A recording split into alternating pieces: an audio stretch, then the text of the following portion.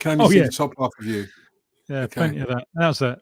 Okay, yeah, but that's not underwear, strictly no, speaking. But it's also not a boot. Look, you're just doing this to deflect from the defects of Nigerian timekeeping. That's what you're doing here. Well, as the World Football phone-in, as you know, I'm always on time for that.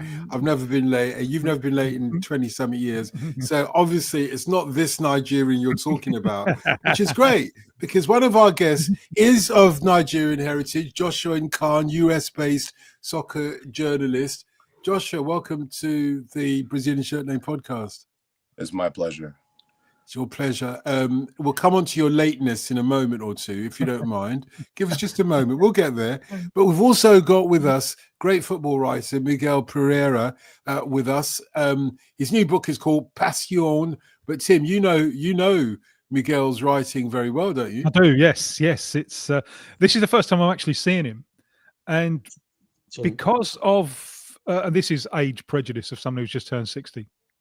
But because of the wisdom and the diligence of his books, I was imagining someone 3 times his age. Well, what age do you think I have in the first place? I'm going to go 42. I imagine times. Yeah, 41. I imagined you as being 41. Yeah. I imagined you as being 126. That's what I imagined in my mind. You know that mental picture you make of the writer when you're reading. You're 126 with a beard, so you've been a surprise to me already. I've improved. We'll talk more about your books, and thank you for joining us as well, both of you. Thank you, because we are literally on the eve, as we record this, on the eve of the Club World Cup about to kick off. Joshua, you're in the place to be, as in the United States. Right.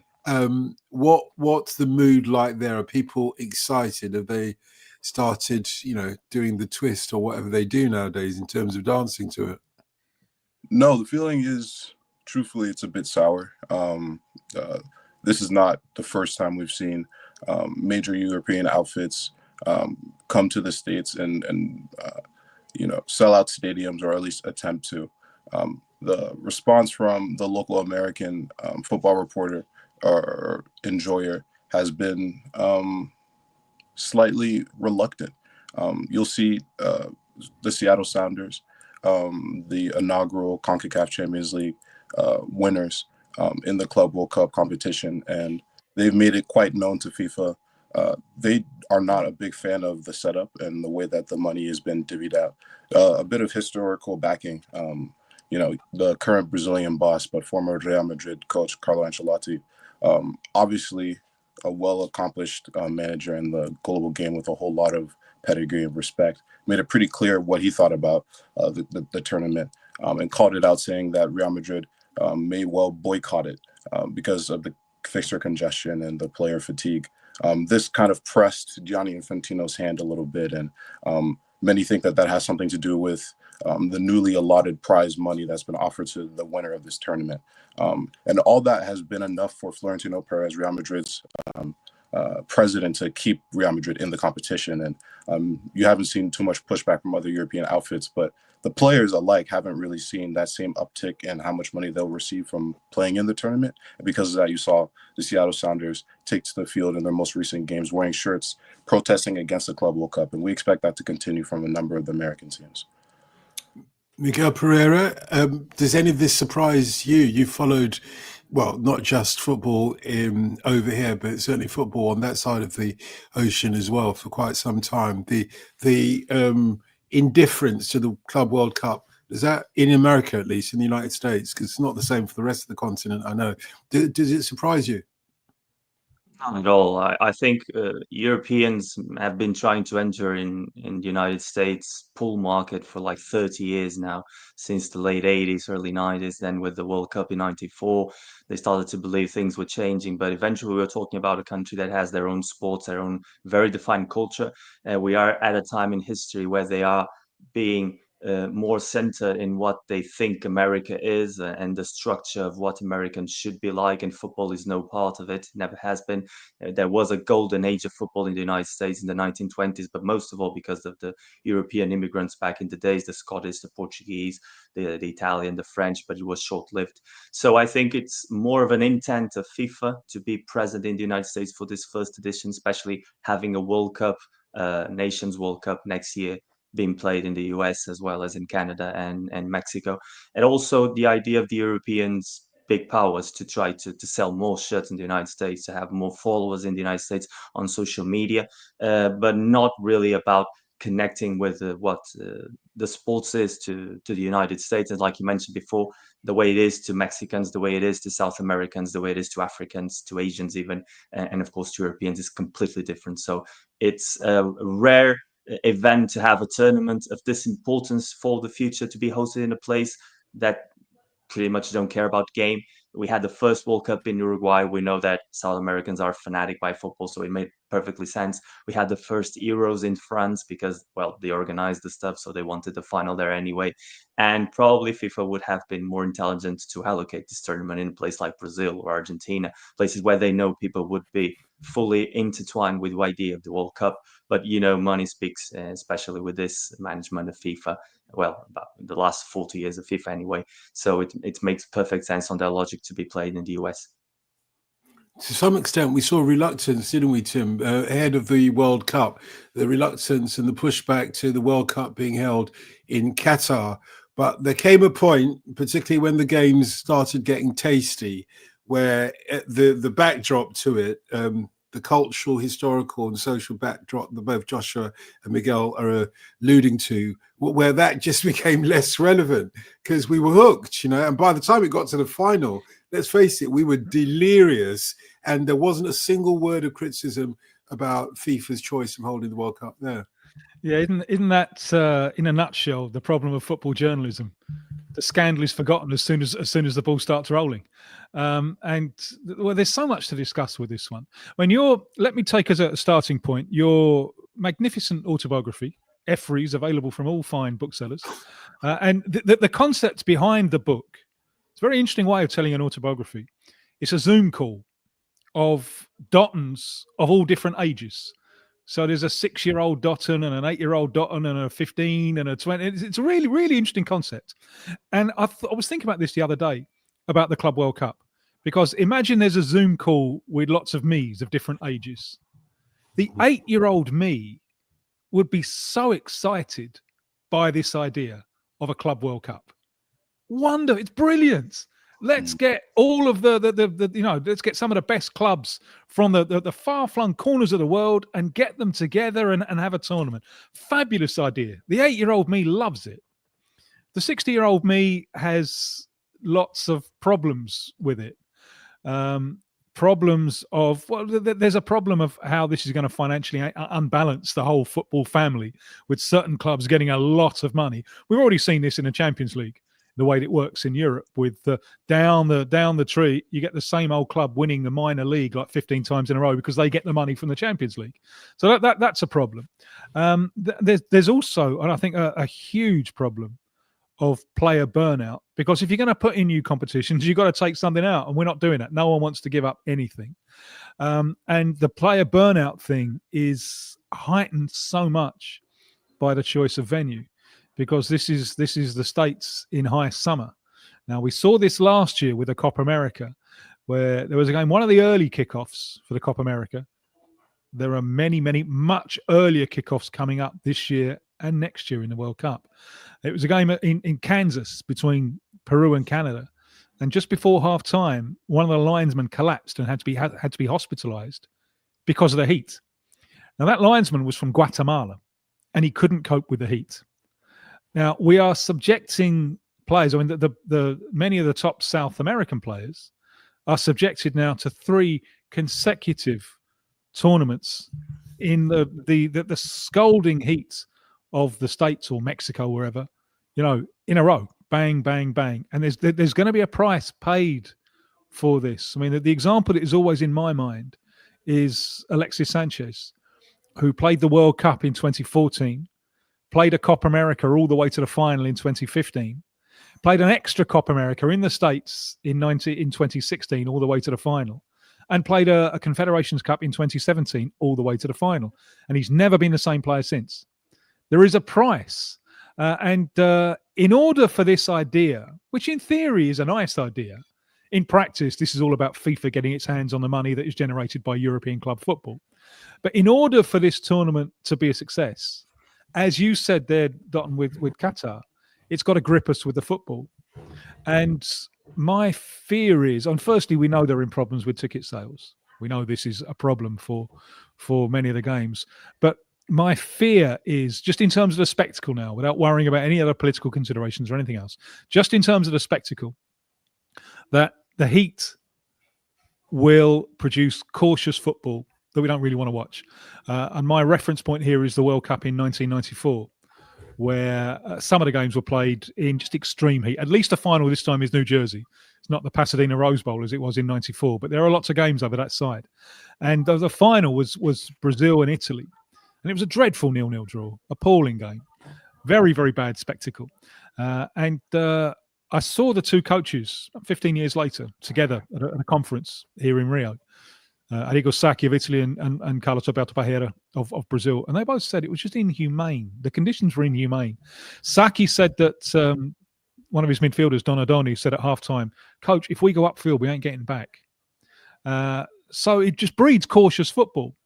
And one of the biggest surprises of my football life was to see Franco Baresi, the great Italian centre-back, take the field. He's had a knee operation during the tournament, and they rushed him back. And I was thinking, how can he possibly? He's playing against Romario. How could he put Romario in his pocket? And both the coaches were talking about this, Sacchi and Parreira, and they said, you know what that proves? That in those conditions of inhumane heat, a full month of inhumane heat, that tournament, it was better to be injured than to be tired. And so the heat produced, as well as something which is harmful to the players and will be harmful to spectators as well, I fear. I know some of the stadiums are air conditioned and so on, but as well as conditions that are not conducive to the health of the players, you don't produce good football. And this is one of my worries, that the tournament isn't going to grip people because the extreme heat is going to prevent the players from giving their best. Yeah, Joshua, let's talk about some of those teams then, particularly from your part of the world and their, let's say, possibility of them producing the good football that Tim's talking about there. Which are the teams that are most likely to at least give a good account of themselves? I'm presuming more so in Mexico, in your region, than, say, in Major League Soccer. Yeah, I really appreciate the comparison to the Qatar World Cup in 2018 that Tim brought up, because I think one of the more interesting things to follow, if you look at what that World Cup taught us in that much hotter climate than what we're used to, was we gave an opportunity for certain countries that we wouldn't typically look out for to overperform. So we saw Morocco surprise so many people. We saw Senegal, put up some great performances, Ecuador as well. And I expect countries that are used to that tropical kind of climate to perform well in this tournament. However, as you mentioned, Major League Soccer teams are not particularly interested in the Club World Cup, given the fact that they have a season underway at the moment, and they financially do not feel as if it's something that is worth their time. So I do expect to see a number of these African countries, or African teams, particularly Al Ahly, to go out there and really stick it to some of the European teams. And Monterrey in particular, I expect from Mexico, with the small Spanish contingent that they have, to perhaps present a dark horse dynamic. What about LA Galaxy? And I saw, Stone, it's not LA Galaxy, it's LA. I saw LA in that playoff against America of Mexico. Right. And I thought LA were far, far superior to America. So I wonder about LA for two reasons. One, on the field, and also, are their fans going to use this as a platform to protest about government deportation policy? So LAFC is an interesting outfit. Their coach, Steve Trundolo, it's difficult to explain exactly what his tactical makeup is to the European mindset. The closest I can think of is a Postecoglou. So it's naive at best and very attacking. I think they have a number of defensive questions, and Lloris, the French international, is not quite the keeper that he once was at Tottenham Hotspur. And that gives me a couple of reservations about whether or not I do feel like they could go all the way. They just brought in a Surinamese international, Dulceroon, to deputize up front, given the lack of service that Olivier Giroud has been getting. And Cengiz Ünder, the Turkish international, who was on loan for the last couple of months, underperformed. So we are looking and expecting to see a team that's going to put the ball in the back of the net. Questions over whether or not the political turmoil that we are very much seeing in LA will spill into the field. I do not so much expect it, because truthfully, as we mentioned before, the attendance is just not going to be reflected and passion-wise. I don't think this is something that the LAFC fans are going to be emotionally invested in.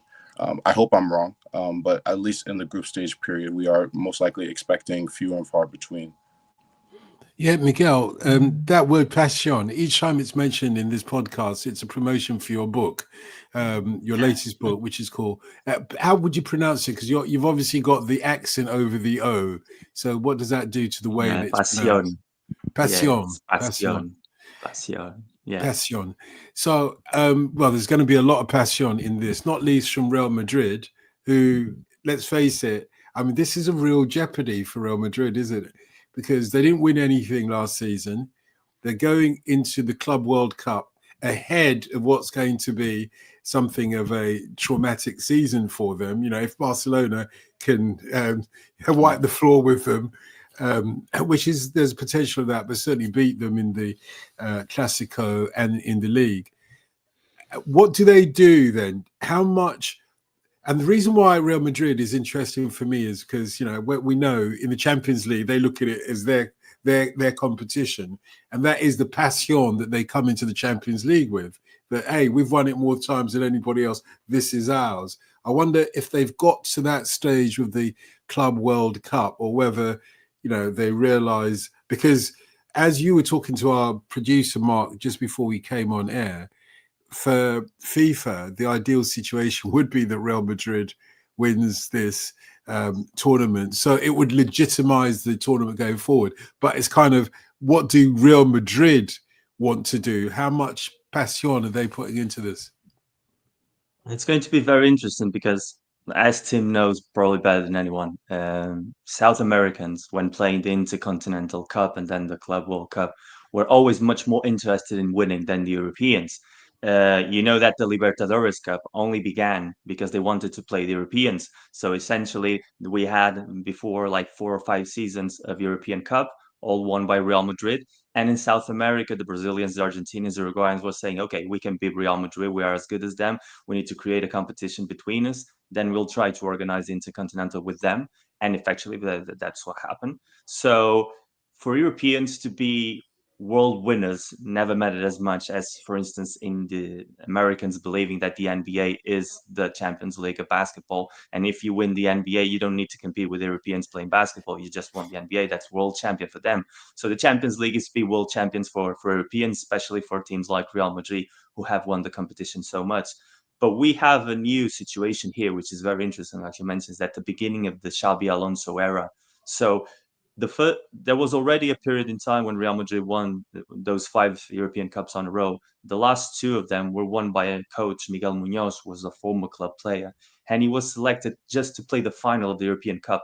They dismissed the former manager, which was Fleita Solic, and Miguel Munoz, which was by then a friend of Alfredo Di Stefano, then became enemies. It was selected manager just to play the final. We're talking about a time when football was played between late September until late April league. Then between April and May would be the Cup, and the European Cup was playing like 8 or 10 matches a year. So playing the final was not of the same importance that we have today in the Champions League. So Xabi Alonso has a challenge in front of him.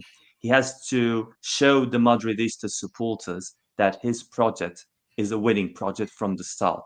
the degree of demanding of Real Madrid supporters want to see a Real Madrid be able to compete. At the same time, you have Florentino Perez ego.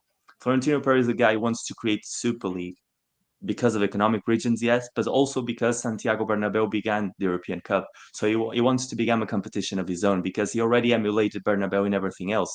He already done the refurbishment of the ground. He already won more Champions League than any other chairman in history. So the idea to be the first time winners of a competition that could perhaps become a stalwart in the calendar for the future is important for the ego of the club, important for the ego of the chairman. So I believe that Real Madrid will bring a lot of passion to this tournament, and they will try to win it just to make it a statement of intent that the season didn't end as well as they wanted, but with a new manager, with new ideas, a new way to see the game. At the same time, the old Real Madrid ego, the old Real Madrid wanting to conquer them all, will try to make them transform all that theoretically superiority they have in both in the group stage and probably during the knockouts, because as the knockouts were drawn, Real Madrid would only have to face a very big side in the semifinals if they do the things that they should be doing to get there. And then they would play theoretically PSG, which would be for some the hardest semifinal possible, to have the best team in Europe this season, the team that played best,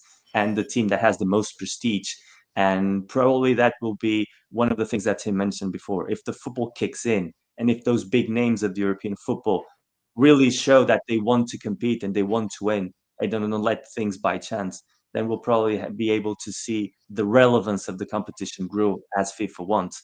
And at the same time, they will face, like Joshua said before, a new type of rivals they are not used to meet in the Champions League or in their local leagues, new ways of playing football, different approaches to the game, and also different circumstances in temperature and time zone. So it will be a very interesting challenge, but I do think Real will bring that passion that the tournament requires for beginners. Just to I add do a like little this. bit, Yeah, sorry. We saw this morning Trent Alexander-Arnold get unveiled, and we know they had to pay that extra premium to Liverpool to make sure that he would be here in time to play in the Club World Cup. What do we think Real Madrid is going to do with those new Galactico signings? We saw that he obviously will be joining the Bernabeu, and the expectation is maybe we're going to get another acquisition in the front line as well. Are they going to use this as an opportunity to show off shiny new toys? Yeah, probably. And I think by signing Xabi Alonso, they signed an idea of a manager. They have been criticized. Florentino Perez has been criticized over the years of signing managers that were only good, which is not true, of course, but that was the sign. Only good in managing players in the dressing room, but they were not tactically evolved. And Xabi Alonso has presented himself over the past few years to be a very modern manager, much more similar to the Guardiola school of thought than with the ego managing of the Zidanes or the Ancelottis. So they do want to bring the best players as soon as possible, also to have that pre-season style that Alonso would require to be performing the next season. I think they looked at the World Cup. Yeah, we want to win it. We want to be there. We want to show that we are Real Madrid. We want to show that we are still the most important team in football. But at the same time, we want to bring as much players to be inside Xabi Alonso's idea from the start. So when the real season, the 25-26 season begins in August, they will be already intertwined with Xabi Alonso wants to go and try to get back both the league lost to Barcelona and also the Champions League title lost to PSG. I should say, look, feel free to ask your own questions and bring, a conversation between all four of us. I'm just trying to sort of keep the conversation going. But, I'm happy to give way to anybody who wants to come in. So just bring your best game, as it were. Interesting about the passion, and I do love the way that, the Latin or the Portuguese version of passion plays a passion. Tim, because we know that from South America, it is, all things being equal, and I'm talking about sort of visa restrictions and everything. If it's an open border, it will be the Argentinians that bring the most passion to this tournament. And amongst the Argentinians, I wonder if there is more passion than with Boca Juniors. And I genuinely, it's one of the things I'm really excited about, seeing Boca Juniors playing, a European side or otherwise, because Boca Juniors has the same mystique in a way than maybe more so like Barcelona than Real Madrid. I don't know, you might want to explain that. But if even from this distance away, I know that I haven't really gotten into Boca Juniors yet because we don't see enough of them. This time around, do they have a chance of going all the way? None whatsoever. Thanks. Can I restart all that again? No, because it is valid. Because there's two Argentine sides in this. The big ones, Boca and River. And the main thing they're getting out of this is enough money to ensure that they should be the dominant sides in Argentina. Although the title just went to a tiny little club called Platense. No, Boca are in an awful mess. I mean, they got knocked out in this year's Libertadores, our Champions League. They got knocked out in the qualifying rounds. They've since sacked a coach. I mean, the coach who's coming in, Miguel Angel Russo, this will be his first game. It's panic. His first game is against Benfica. He took them to the last time they won the Libertadores, which was in 2007. So they haven't been continental champions since 2007, and they're in a mess. And Argentine domestic football is suffering. And one of the things it's suffering from is that there's just more places that are now able and willing to buy their talent. So they lose talent now to Brazil. That didn't used to happen but they lose talent to Saudi Arabia. They lose talent to Major League Soccer, and it's difficult. It's become difficult for Argentina to compete in South America. So Boca have no chance. I mean, there will be, I'm sure, lots of passion, but I think really their aim here is to avoid humiliation. If they can go home without being humiliated, they've got no chance of winning. River Plate, River Plate better. The thing that fascinates me about River Plate is the coach. His second spell, Marcelo Gallardo. He had an epic spell between 14 and 22. Came back late last year, and it's not going particularly well. But what he does, I mean, he's got a lot of talent in attacking midfield, a lot of talent, and he likes to play very expansive football. Can they do that against a better quality of opposition?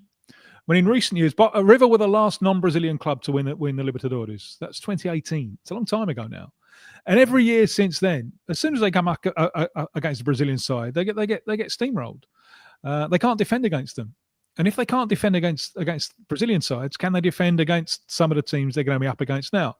So can they play an expansive style of play in this level of competition? So I'd be very, very surprised if they were to win. But of the Brazilian contingent, I think both Palmeiras and Flamengo are title candidates. I really do. Firstly, because it's an absolute priority for them. Real priority. And as Miguel said, the Libertadores started, our Champions League started because we wanted to have a champion to take on the European champions. So this is part of the essence of South American club football. To have a crack at the Europeans, to show that you're better than them. Now, it hasn't happened for a long, long time in the Intercontinental at the end of the year. And the last South American win was 2012. And ever since we've had the current format with all of the continents involved in that Intercontinental, when South America, I think, won 3 times, every time fighting from a trench. 1-0 wins where you hang on off your own crossbar like a team of bats, break out, score 1 counter-attack goal, and then try and waste as much time as possible until the final whistle is blown and claim a great and historic victory. This could be a little bit different because this is when it's being played, middle of the season. Now, the Europeans, if they go all out on this, they're going to pay a price next season. Did you see Thomas Tuchel? He said that Liverpool and Arsenal already start as favourites for next year's Premier League because Chelsea and City will pay a price for extending themselves during this. So what the attitude, and also it's going to be hot. It's going to be too hot for Europeans to play full intensive pressing football. When Thiago Silva was talking about this the other day, he'll be representing Fluminense, but he was saying that the kind of intensity of European club football, you can't do it in Brazil. Because the temperatures are just it's too hot to play with that level of intensity. The States, many of the places in the States will be even hotter in high summer. So the Europeans are going to be end of the season weary. The South Americans are going to be mid-season and full of gas. And they've established this as an absolute priority. And Palmeiras have spent money. The most expensive signing ever by a Brazilian club. Centre forward, still a great hope, went to Spain, to Barcelona, didn't come off, actually because Barcelona didn't want him. I never understand these things, that the Spanish giant buying players that they don't want. Why do they do it? Victor Roque, they loaned him out to Betis. Palmeiras have spent a fortune on him. They brought him back. Two reasons. They think he's still young, so get 2 years out of him and sell him off at a profit. But also, for now, the new wonder kid that is joining Chelsea, Estevan, but he's only joining Chelsea after the tournament. That was a condition of the deal. We're keeping him for the Club World Cup. Flamengo got a very, very deep squad in a number of places. And Jorginho, the former Premier League, former Napoli midfielder, is just one of the missing parts of a jigsaw. Because if you've got these fast wingers that they've got, Jorginho to play that first pass forward, that takes them up a level.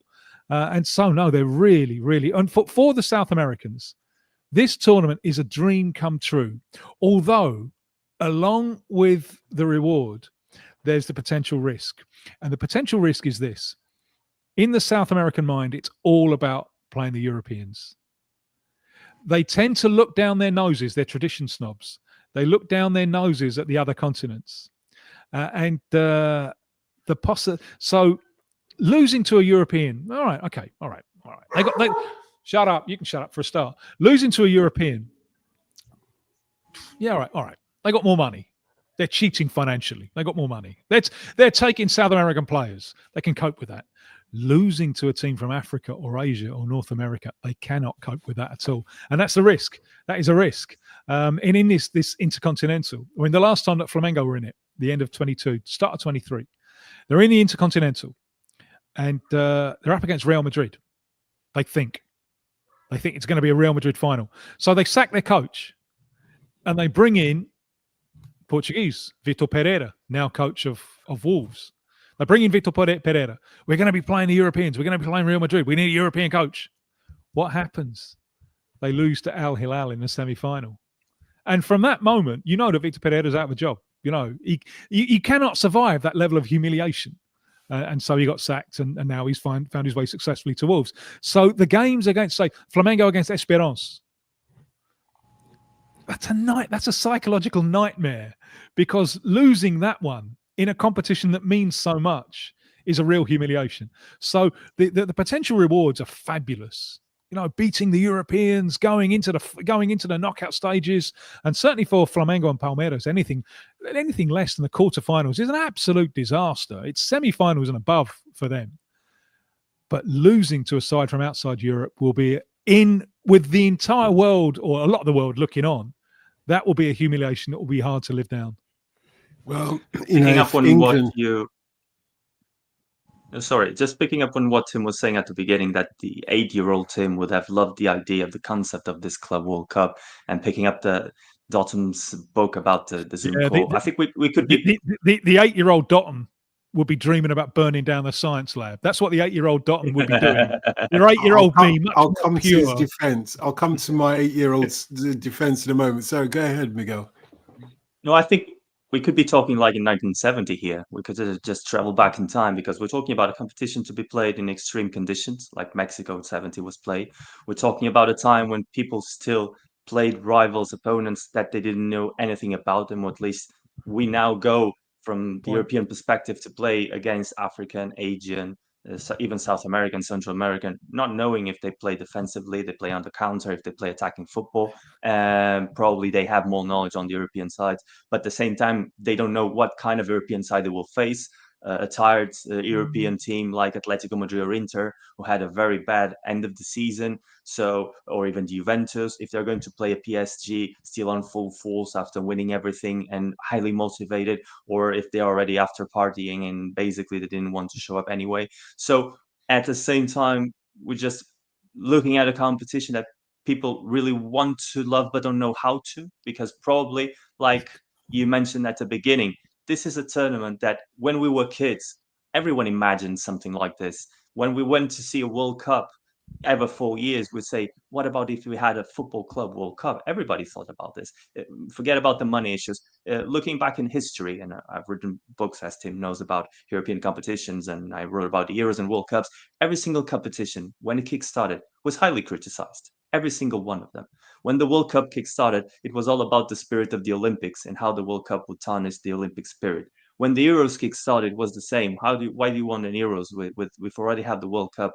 Why the Europeans need another competition? Same with the Copa America at the beginning of the 1910s. When the European Cup kick-started, they wanted to do a Super League. They didn't want to create an European Cup. Gabrielino's project was to create exactly the same template the Super League has now, but logistically it was impossible, so they went to the knockout phases.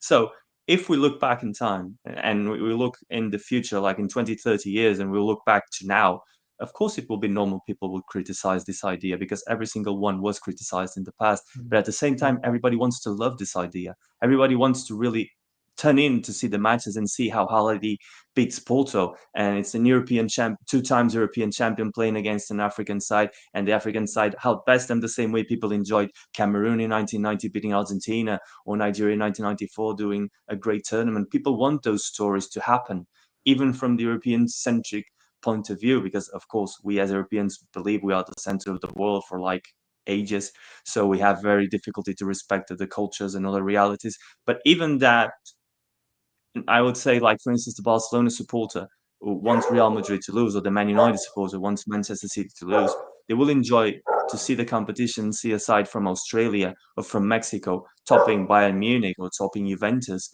because those will bring stories to share over the next few years that will make kids sign players from those clubs on their FIFA saves or on their Football Manager saves.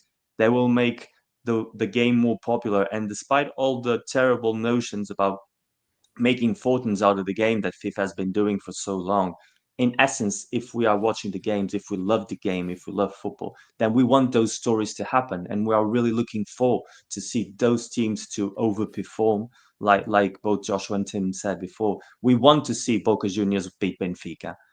We want to see Palmeiras get to a semi-final at least, with a side that plays very European football, but at the same time represents that Brazilian essence.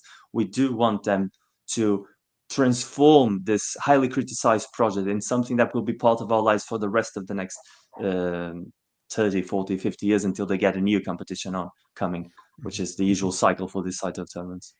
The side I most want to see, Josh, I don't know if you know much about them, is of all of the teams in the field, the one that excites me to see them is Mamelodi Sundowns, because I've heard so many good things about them. Is that justified? Yeah, I followed very closely, given my Nigerian heritage, the last African Cup of Nations. And anybody that followed the South African team will know that at certain times, 8 of the 11 players that they fielded were from the Sundowns.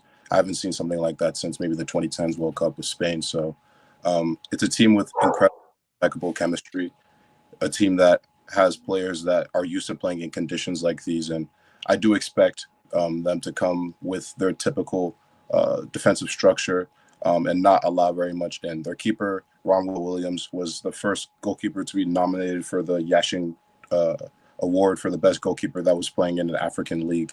And he will probably go to this tournament and look to keep a number of clean sheets. But really the player that I'm looking forward to seeing the most for the Sundowns, and as Miguel rightfully mentioned, this is very much a football manager scout list kind of tournament. If the Club World Cup is going to succeed in America, it's going to be as a testing ground for young talent. I really am looking forward to seeing Mabena, who reminds me very much of Cherokee, who signed recently for Manchester City. He's an 18-year-old tricky wide player who can play at the 10 behind the striker. I think he's a player that will probably get the opportunity to be scouted a little bit more. He's been linked with Crystal Palace. And you mentioned River very quickly. I just want to mention Franco Matutuano, who Real Madrid really wanted to have sealed and signed at the Bernabeu before they came out to America for the Club World Cup, is going to be on the auctioning block for River. And I think that that's going to be a player who, if not for the football, a lot of people will follow River for just to see the chance of playing live. Yeah, it's fascinating, actually, the idea. And if I might go back to my 8-year-old self, not for egotistical reasons, there's a reason. You see, when we've talked about passion, we've talked about, I do love the way that you expressed it, Miguel, that, a lot of people want to love this tournament, but we don't know how. Of course, that's the same, like you say, for all tournaments, but we find a way, don't we? Particularly when we're younger, particularly at the age of 8. For this tournament to succeed, you need youngsters to love it, and because they find a way. My 8-year-old self would have been shouting and singing in the school playground, "We won the World Club Cup.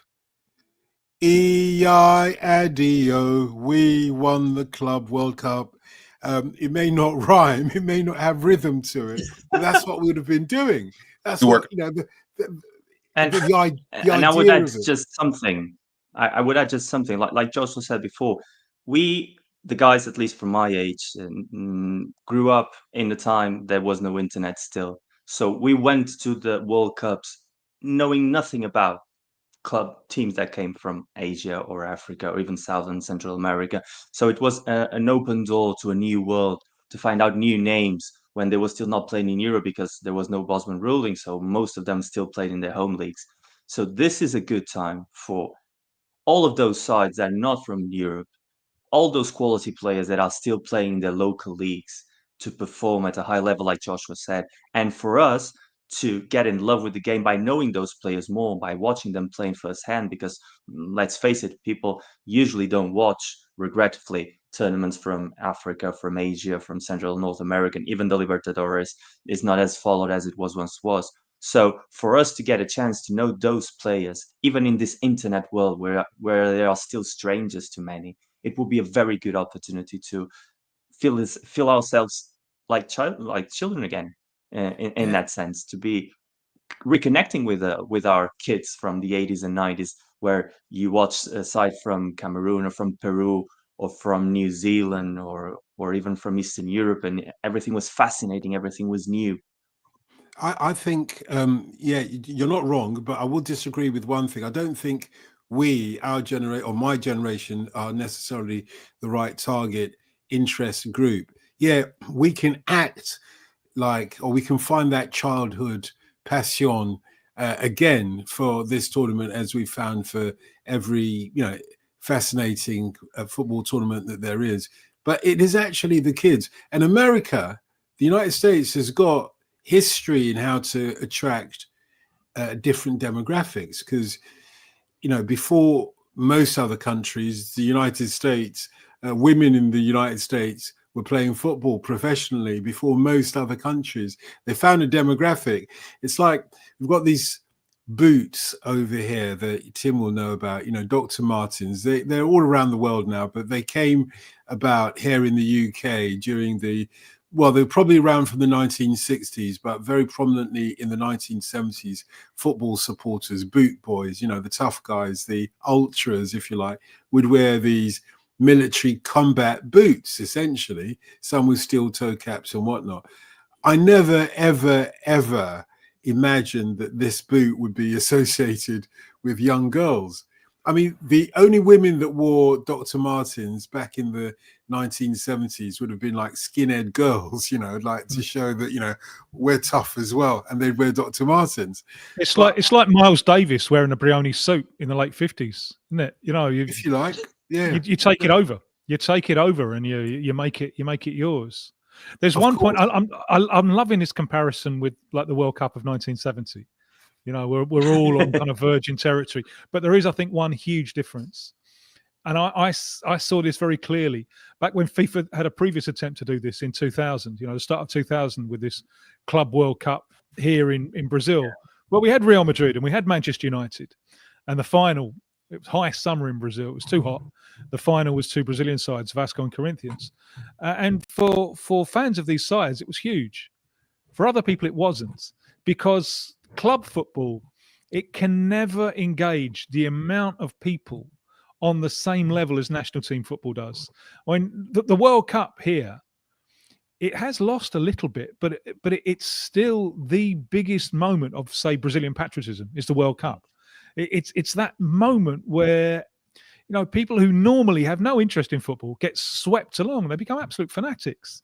And you see this not only with a nation like Brazil that wants to win it, but with other nations, like if Venezuela qualify. It's like this message that they're shouting when the national anthem plays. It's this message that they're shouting out to the rest of the world, hey, we exist. And I don't think club football will ever be capable of mobilizing with the same depth. Obviously it mobilizes the fanatics. Yeah. The fanatics are more into their club than they are into their national teams. But for a mass public, and I'd imagine, Josh, you're saying, I'm very surprised actually by you saying that the MLS teams are not particularly interested.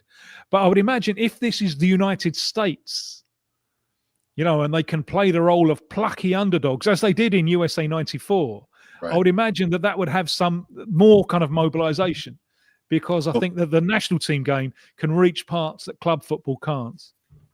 So the Seattle Sounders fan base that I mentioned is a unicorn in the sense that they've had they were maybe one of the first teams after the David Beckham arrival to the MLS at LA Galaxy. They're probably the first team to culminate what you could ever compare to a European-like supporters group. And because of that, they have that same animosity towards the U.S. men's national team, where they often don't want their players getting called up and getting injured. They don't favor these bigger tournaments, and the lights and glamour haven't really ever impressed them all that much. They will most likely go to this tournament and play a number of kids still trying to win the tournament. But the team that I think will most likely be put on a pedestal as the media darling of the tournament for MLS will be Inter Miami. And it's ironic that that is the case, given the fact that it's the one MLS team that never actually qualified for it. So you'll see of the North American teams, the Sounders are here because they won the CONCACAF Champions Cup in 2022.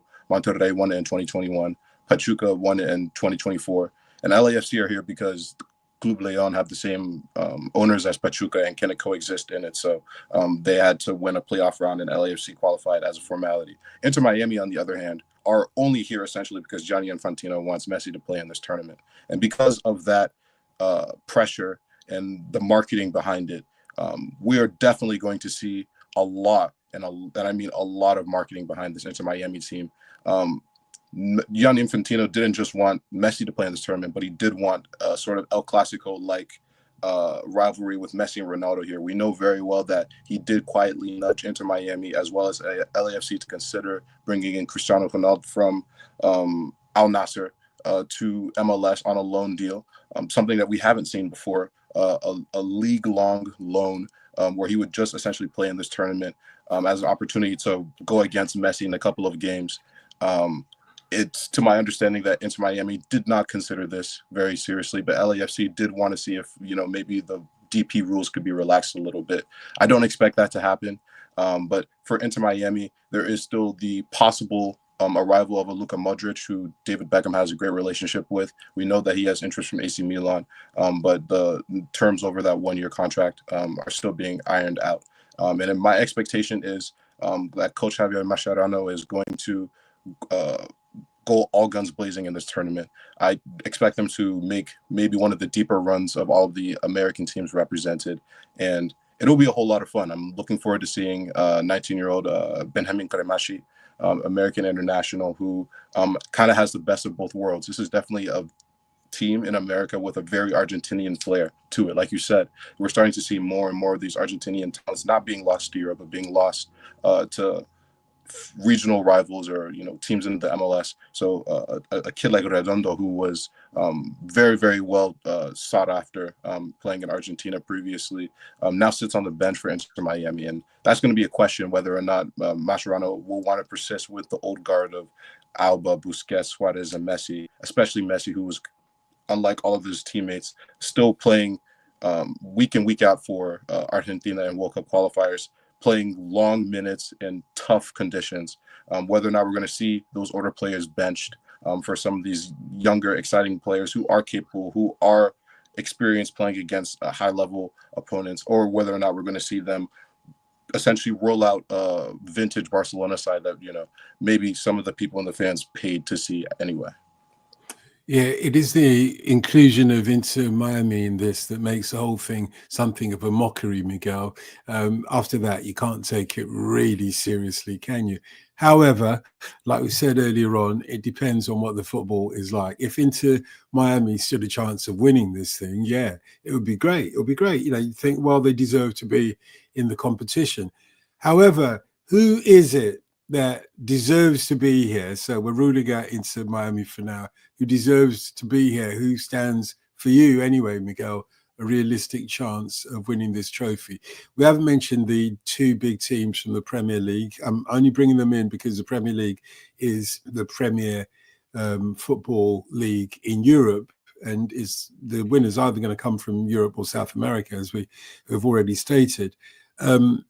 Manchester City and Chelsea, you know, can they really, given the seasons that they've had, can they really put in a threat? I mean, of all the teams, when I look at this, I'm looking at Atletico Madrid, to be honest. I'm looking and thinking, yeah, Diego Simeone, this wouldn't be a bad time for him to grab a title for Atletico Madrid. But what say you? I just love the Atletico Madrid reference because I was mentioning them. Because Atletico has a unique history in the world. They are the only side that ever won the Intercontinental Cup without ever winning the European Cup, which is fantastic, and would play within the possibility of being the first side winning the Club Winners' Cup without ever won a Champions League, despite losing two finals over the last 12 years now. So it will be right into Atletico's history and identity to be performing so well in the tournament, and I think they will. I think it's the sort of competition that fits with the idea of Simeone as a manager, because it is all about results. It's all about having the right mindset at the right time. And Atletico had a poor end of season, and he was highly criticized by many supporters in Spain because they were title challengers until, I would say, March. Then they lost against Barcelona. Then were knocked out from the Champions League with that Julian Alvarez penalty. So suddenly they start to lose matches, draw, and everybody criticized them. I had a friend from Atletico said, no, I think Simeone is trying to have the players to try to rest a little bit and thinking more about what comes in June, because they knew they weren't going anywhere. They knew they would finish third anyway. So why not just take the rest of the season with a smaller degree of intention to win, but focus our minds in what could happen in June. And that's what makes Atletico, like Palmeiras, like Tim said before, whose manager is very similar to Simeone in a way that he's very tactical. He likes to have his team to play in a determined shape. He's very result oriented, and Abel. So I think those two sides in a tournament like this, with the conditions that we mentioned before, especially the weather, could be the sides that surprise everyone. And then, of course, I think the great incognito would be PSG, because we all know PSG played the best football in Europe throughout the season. We know they play with high tempo intensity. But can you do that in June with those weather, with players that already play the Nations League as well, with two more matches, with extra time, extra tiresome in the case of Vitinha, in the case of Nuno Mendes, the case of Dembele, most of all. So can they keep on doing it for an extra month after all the quality football they displayed in March and April and in May, essentially? That's the big if for me, because if we're talking just about the football, I think PSG would have to be the front runners because they have been better than anyone throughout the season.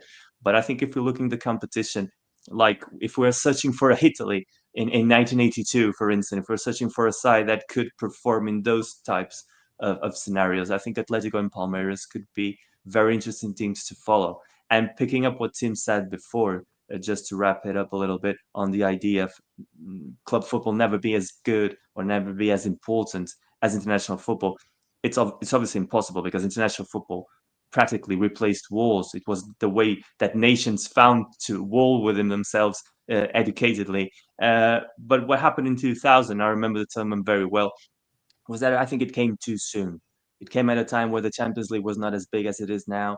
The digital world was still in its infancy. It was hard to get some matches in many countries, but the idea was there. And I think probably the ones that do remember that competition and remember what Necaxa did, for instance, for Mexico, and how the European sides underperform despite having the tournament being played in the mid of European season, so they wouldn't be as fatigued as they will be now. I think that opens up a lot of questions of what we can expect now and the possibility of having minor sides and in theory to overperform and to surprise us at least with getting to the semi-finals and to have a little bit of spice to the tournament. Yeah, and so say all of us. I don't know if anybody else has anything to add. Otherwise, we'll wrap up this occasion. It's been a fascinating conversation, though. And I'd like to invite you both back onto the Brazilian Shirt Name podcast. Just a reminder that Miguel's book is called Passion. I've got a copy of it, and I'll update you all when I've read a little bit. But it's about, do you want to explain what it's about very briefly? I talked to you about it just before we came on air. But it's about culture as much as it is about football, isn't it? Yeah. Yeah, it's essentially a reflection on how football shaped Spain and how Spanish society shaped its football. Why Spain is the biggest nation in continental football this century. That didn't happen for a chance. But also why Spanish football is what it is, being Spain probably the most complex nation in Europe right now. So intertwine those two worlds, searching the idea that came for all the Spanish managers to be heroes now, but not 25 years ago. Spanish players to perform at the highest level now, but not 30 to 40 years ago. And histories behind major football clubs as well. And interconnecting with music, with cinema, with local traditions and stories about lesser known football clubs and personalities that help to define what Spanish football is all about. And Joshua, we can follow you on social media? Yes, my handle is Joshua_reports. And for those that know me for my writings with UK-based journalism sport, I have an article coming out about this sort of commentary in the United States, what the mood is going to be about for the Club World Cup as well as the International World Cup for nations coming next year. It's been amazing. Kickoff is tomorrow. Well, no, it's the day after tomorrow, isn't it? Tim, yeah, for my sums, I'm a night worker. What can I do? Yeah, I'm excited actually. I'm looking forward to it, and let's hope that the FIFA stays out of it as much as possible and let the football happen, so we can talk about that from now on rather than talk about everything around it. Gentlemen, thank you very much. Thank you. Cheers.